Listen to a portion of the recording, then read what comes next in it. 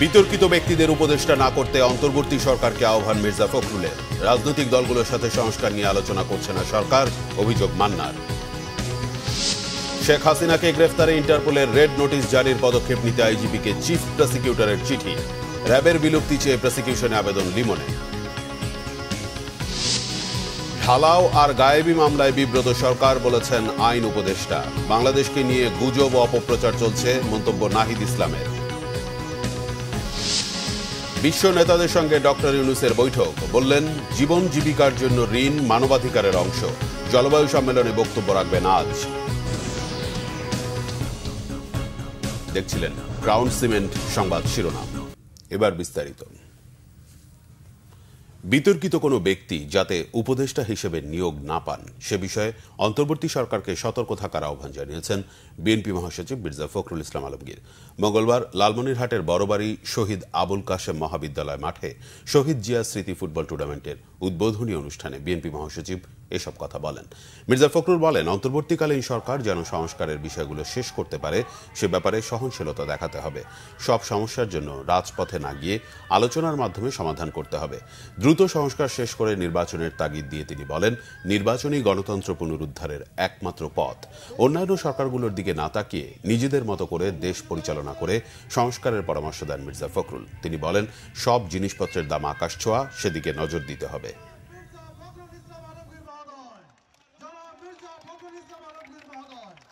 সরকার যে কাজ করছে সেটা মানুষকে বোঝার জন্য তাকে সামনে আসতে হবে এবং সেগুলোকে যেন মানুষ ফিল করে যে সরকার কাজ করছে। দ্বিতীয়ত হচ্ছে যে এমন কিছু করা সঠিক হবে না যেটাতে নতুন করে একটা বড় রকমের বিতর্ক সৃষ্টি হয়।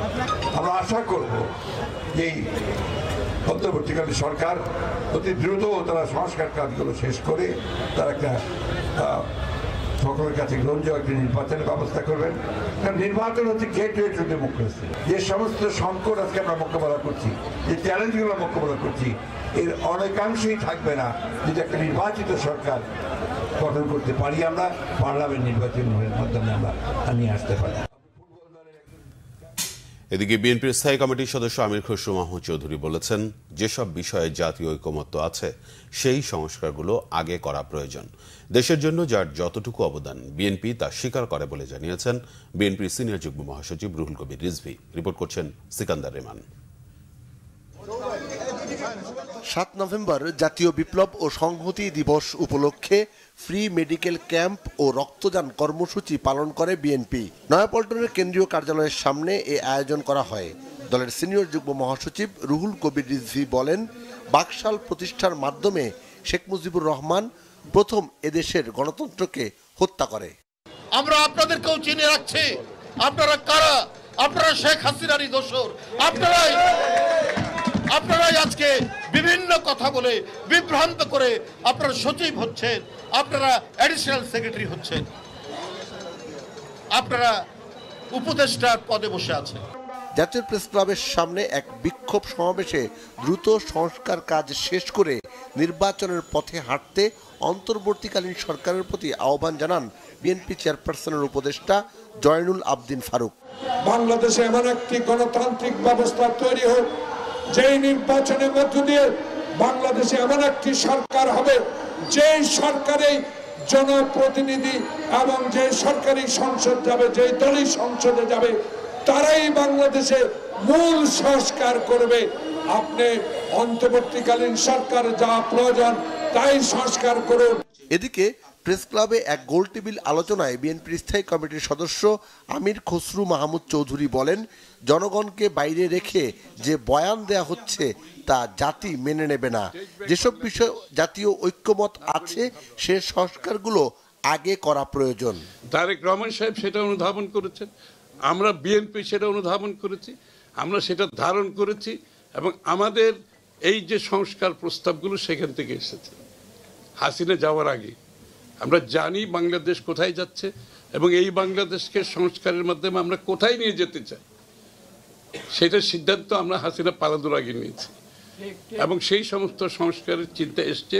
তখন থেকে আমরা একটি নতুন বাংলাদেশ চাই বলে আমরা আগেভাগে এগুলো চিন্তা করেছি এবং আমরা ঐক্যবদ্ধভাবে সেই কাজটা করতে চাই। অন্য কোনো পথ নয়, জনগণের ভোটের মাধ্যমে আওয়ামী লীগকে বিদায় নিতে হবে বলে জানান বিএনপি নেতারা। তারা বলেন, বিএনপি সবসময় জাতীয় ঐক্য চায়। এই স্লোগান সিকান্দার রহমান, বাংলা ভিশন, ঢাকা। নাগরিক ঐক্যের সভাপতি মাহমুদুর রহমান মান্না বলেছেন, সংস্কারের জন্য রাজনৈতিক দলগুলোর সাথে আলোচনা দরকার, যা বর্তমান সরকার করছে না। এ সময় বিএনপির স্থায়ী কমিটির সদস্য ডক্টর মঈন খান বলেন, সংবিধান পুনর্লিখন অথবা সংশোধনে বিএনপির কোনো বাধা নেই। এদিকে ভারত আওয়ামী লীগকে ব্যবহার করে দেশের গণতান্ত্রিক চর্চাকে বাধাগ্রস্ত করছে বলে অভিযোগ করেছেন গণতন্ত্র মঞ্চের নেতারা। রিপোর্ট ফররুক বাবুর। মানবাধিকার, গণতান্ত্রিক কল্যাণ রাষ্ট্র প্রতিষ্ঠার লড়াইয়ে ঐক্যবদ্ধ হবার আহ্বান নিয়ে সেমিনারের আয়োজন করে নাগরিক ঐক্য। ঢাকা রিপোর্টার্স ইউনিটিতে আয়োজিত অনুষ্ঠানে সংবিধান সংস্কারে রাজনৈতিক দলের প্রয়োজনীয়তা তুলে ধরেন নেতারা। এ সময় নেতারা বলেন, রাজনৈতিক দলের কথাগুলো ছাত্ররা ধারণ করেছে, তাই শিক্ষার্থীদের প্রতিষ্ঠিত সরকারের কাছে সংবিধান সহ জনস্বার্থ সংশ্লিষ্ট বিষয়ে সংস্কারের আহ্বান জানিয়েছেন তারা। তবে শিক্ষার্থীদের সাথে অন্তর্বর্তী সরকারের দূরত্ব কেন তৈরি হয়েছে সেদিকে নজর দেওয়ার আহ্বান গণতন্ত্র মঞ্চের নেতাদের। আমরা চেয়েছি নিরপেক্ষ একটা নন পার্টিজান একটা সরকার হবে, কিন্তু কারা উপদেষ্টা হবেন এ ব্যাপারে রাজনৈতিক দলগুলোর সাথে কোনো আলাপ আলোচনা হয়নি। তো ফলে সেই জায়গা থেকে আমি মনে করি এটা আমার জন্য একটা অশনি সংকেত কিনা। শেখ হাসিনা টেলিফোন করে বলেন ডোনাল্ড ট্রাম্পের ছবি নিয়ে মিছিল করতে, সেই মিছিলে কেউ কেউ হামলা করলে ওইটা দেখাবেন ট্রাম্প সমর্থকরা হামলার শিকার হচ্ছে, এটা ওনার লিঙ্ক আছে, উনি সেইখানে পৌঁছে দিবেন। ব্যাপারটা এতটাই স্টেজ যে ইন্ডিয়া টুডে ওইটার ছবি করে ফেলেছে, কিন্তু ওনার যেদিকে লিক হয়ে গেছে সবাই যে বুঝে গেছেন যে এটা একটা পূর্ব পরিকল্পনা। কত বড় ভয়ঙ্কর ঘটনা বাংলাদেশে এখন আওয়ামী লীগ ঘটানোর চেষ্টা করছে ভারতের একটা অংশের কিংবা শাসকদের সহায়তা নিয়ে। মুক্তিযুদ্ধ ও ছাত্র জনতার গণ অভ্যুত্থান পরস্পর বিরোধী নয় বলে উল্লেখ করে বিএনপির স্থায়ী কমিটির সদস্য ডক্টর মঈন খান বলেন, যে সমাজ পরিবর্তনের সাথে তাল মিলাতে পারবে না সে সমাজ পিছিয়ে যাবে। আমরা যারা গণতান্ত্রিক আমি রাজনৈতিক দল বলে নিজেদের আমরা মনে করি, সেখানে কিন্তু কারো কোনো দ্বিমত নেই। আমরা সবাই কিন্তু এই পরিবর্তনগুলোর কথা বলছি, কিন্তু প্রশ্ন সেখানে না। প্রশ্ন হচ্ছে আমরা কথা কি শুধু মুখে বলছি না, যখন আমাদের উপরে দায়িত্ব এসে পড়েছে বিভিন্ন সময় বিগত 53 বছর আমরা কি সেই দায়িত্বগুলো পালন করেছি সেটাই। সভাপতির বক্তব্যে নাগরিক ঐক্যের সভাপতি মাহমুদুর রহমান মান্না বলেন, সংস্কারের জন্য রাজনৈতিক দলগুলোর সাথে আলোচনা দরকার, যা বর্তমান সরকার করছে না। একেবারে ওপেন লাইসেন্স দিয়ে দিয়েছি দেশের যতগুলো স্টেক হোল্ডার আছে, রাজনৈতিক দল, সোশ্যাল অর্গানাইজেশন, আরও যারা সবাই বলেছে এই সরকারকে আমরা সমর্থন করি। এর আগে আওয়ামী লীগ বলেন, বিএনপি বলেন, জাতীয় পার্টি বলেন, খন্দকার মোশতাক বলেন, কোনো সরকারকে অন্য দল কখনো সমর্থন জানিয়েছিল?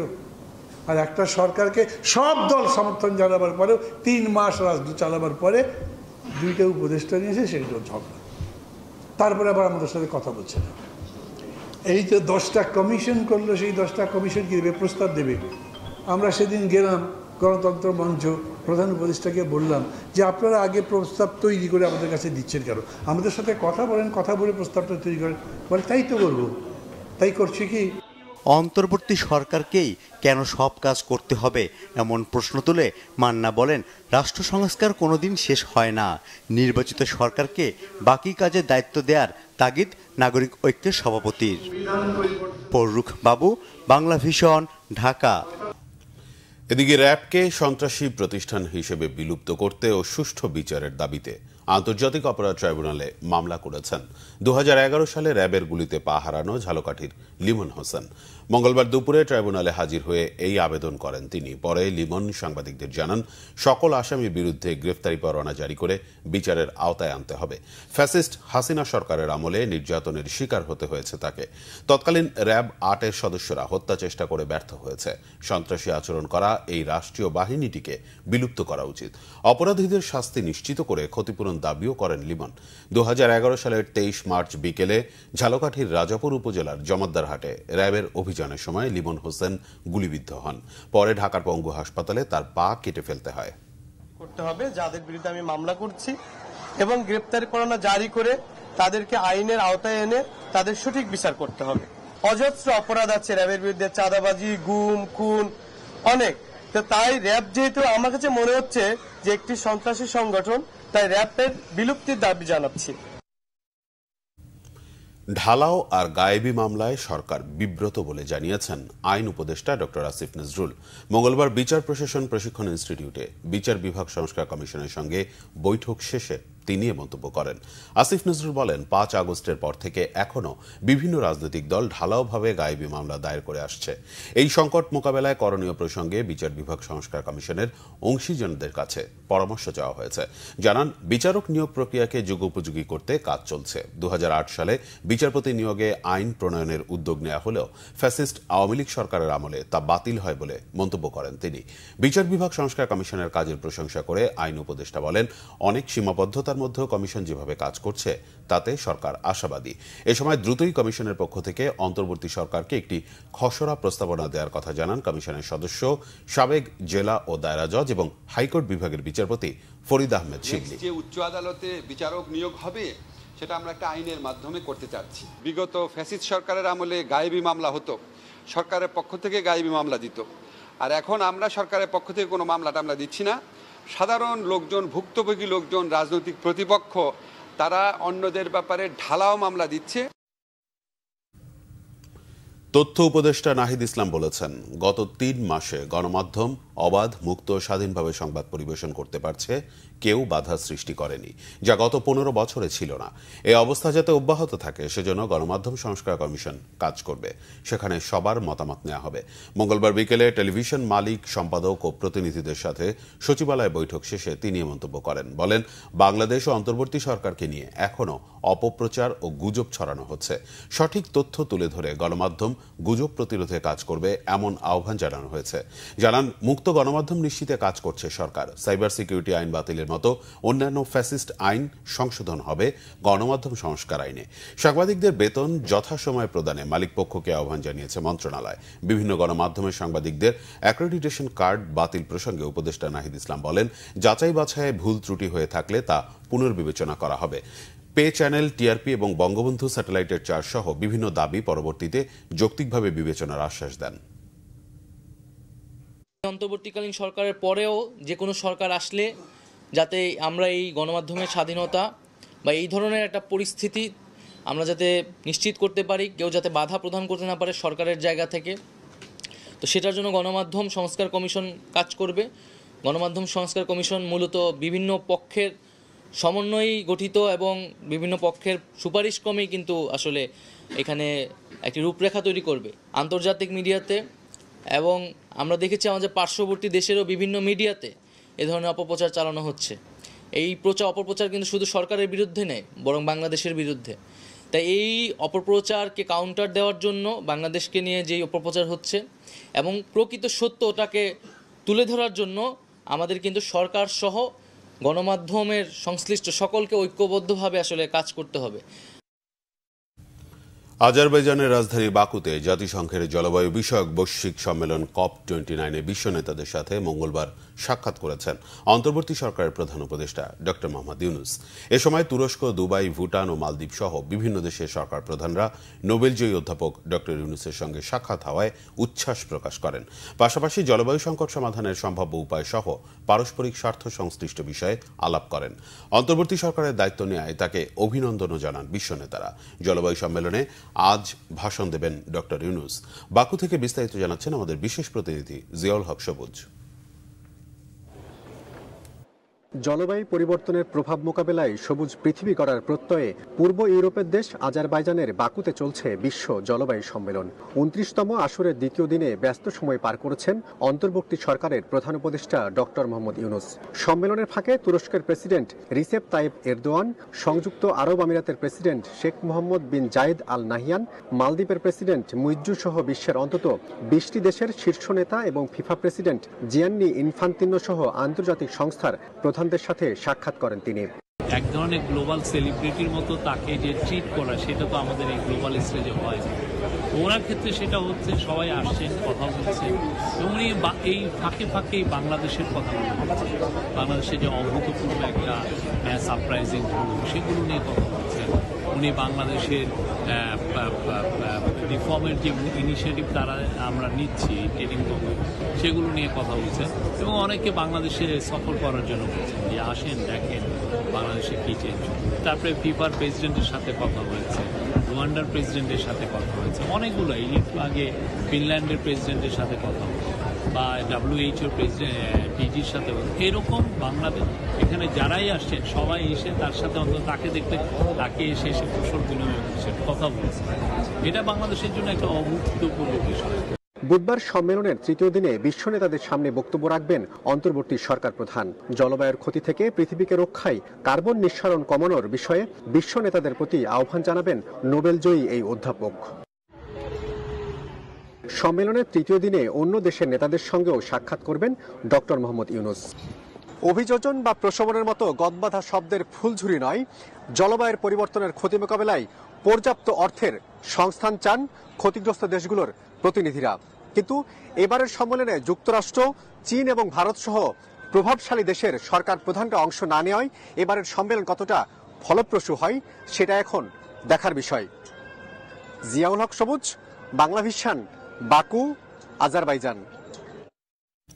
এদিকে প্রধান উপদেষ্টা ডক্টর মোহাম্মদ ইউনূস বলেছেন, ঋণ একটি মানবাধিকার, এটি মানুষের জীবন জীবিকার সাথে সম্পর্কিত।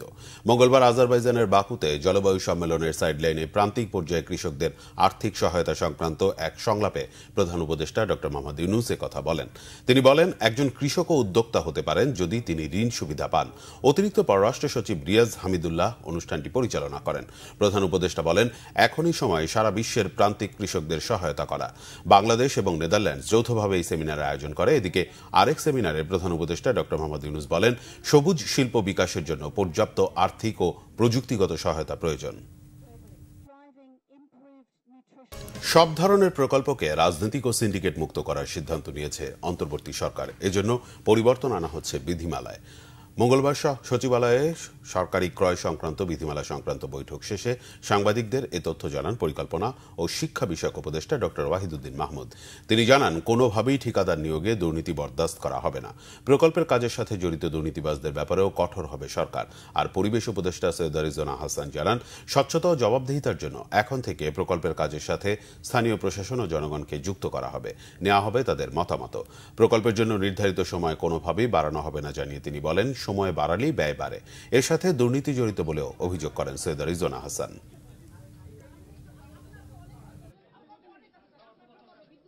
কি করে ঠিকাদারদের নিয়োগই হলো সরকারের ক্রয় নীতি।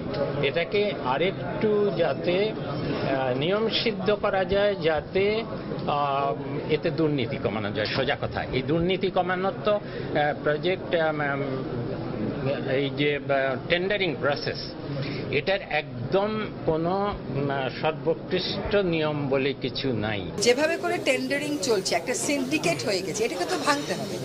পাবলিক প্রকিউরমেন্ট রুলে কোথায় কোথায় ব্যত্যয়টা আছে, কোথায় কোথায় সংযোজন বিয়োজন করলে আসলে এই সিন্ডিকেটটা অন্তত কিছুটা হলেও আমরা নিয়ন্ত্রণে আনতে পারবো, সেটা বুঝবার জন্য আজকের এই আলোচনা।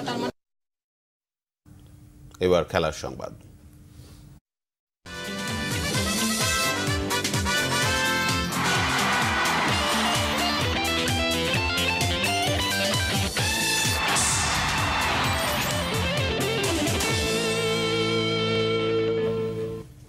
আন্তর্জাতিক প্রীতি ফুটবল। মালদ্বীপের বিপক্ষে ফিফা আন্তর্জাতিক প্রীতি ম্যাচ খেলতে আজ মাঠে নামছে বাংলাদেশ দল। বসুন্ধরা কিংস অ্যারেনায় সন্ধ্যা 6টায় শুরু হবে ম্যাচটি। একই মাঠে শনিবার দ্বিতীয় ও শেষ প্রীতি ম্যাচে মুখোমুখি হবে দুই দেশ। ঘরের মাঠে সফরকারীদের বিপক্ষে দুটি প্রীতি ম্যাচ খেলবে তপু বর্মনরা।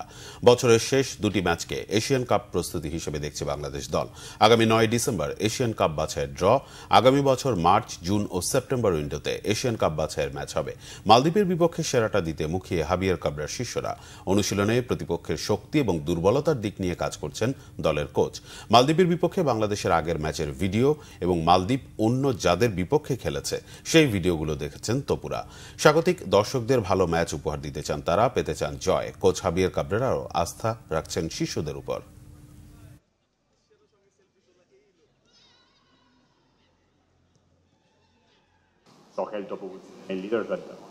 আমাদের প্রস্তুতি ভালো হয়েছে।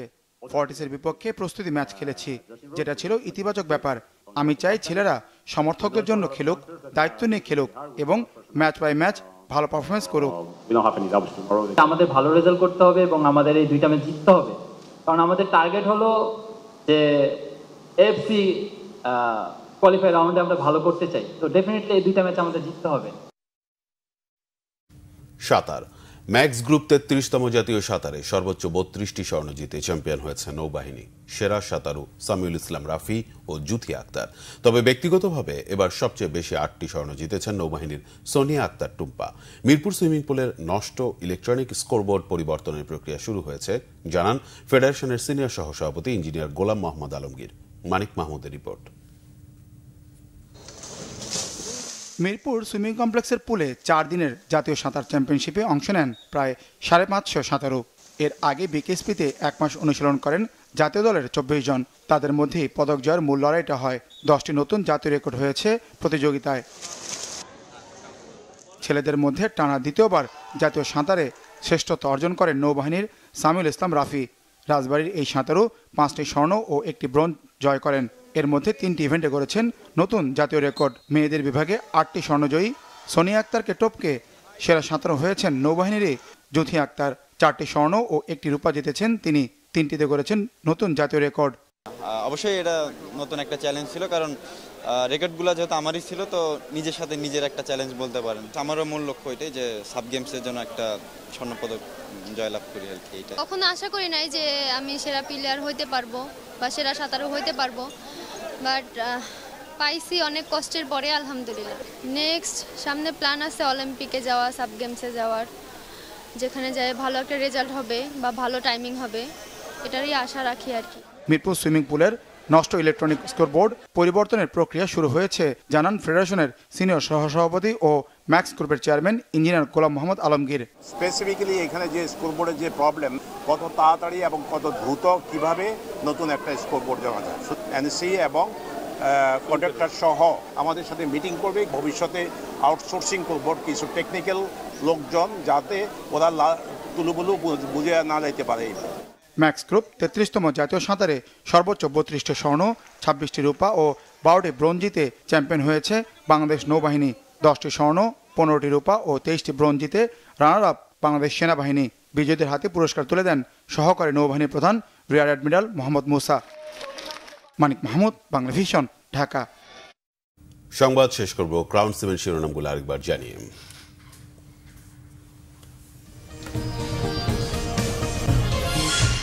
বিতর্কিত ব্যক্তিদের উপদেষ্টা না করতে অন্তর্বর্তী সরকারকে আহ্বান মির্জা ফখরুলের। রাজনৈতিক দলগুলোর সাথে সংস্কার নিয়ে আলোচনা করছে না সরকার, অভিযোগ মান্নার। শেখ হাসিনাকে গ্রেফতারে ইন্টারপোলের রেড নোটিশ জারির পদক্ষেপ নিতে আইজিপিকে চিফ প্রসিকিউটরের চিঠি, র্যাবের বিলুপ্তি চেয়ে প্রসিকিউশনে আবেদন লিমনের। ঢালাও আর গায়েবী মামলায় বিব্রত সরকার, বলেছেন আইন উপদেষ্টা। বাংলাদেশকে নিয়ে গুজব ও অপপ্রচার চলছে, মন্তব্য নাহিদ ইসলামের। বিশ্ব নেতাদের সঙ্গে ডক্টর ইউনূসের বৈঠক, বললেন জীবন জীবিকার জন্য ঋণ মানবাধিকারের অংশ। জলবায়ু সম্মেলনে বক্তব্য রাখবেন আজ।